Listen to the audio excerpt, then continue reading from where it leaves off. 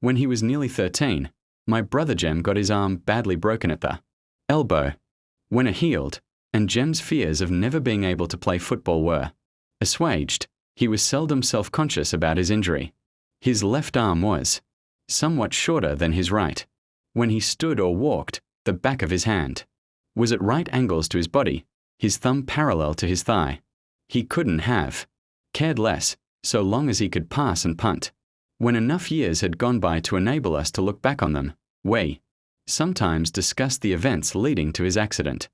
I maintain that the Ewells started it all, but Jem, who was 4 years my senior, said it started long before that.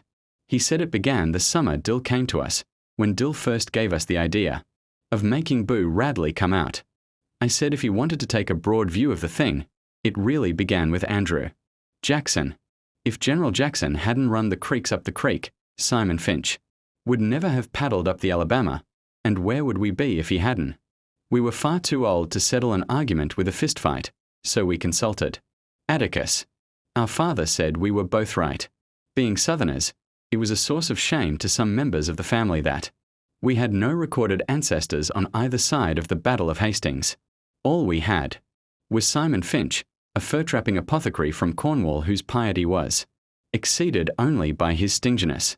In England, Simon was irritated by the persecution of those who called themselves Methodists at the hands of their more liberal brethren, and as Simon called himself a Methodist, he worked his way across the Atlantic to Philadelphia, thence to Jamaica, thence to Mobile, and up the St. Stephen's, mindful of John Wesley's strictures on the use of many words.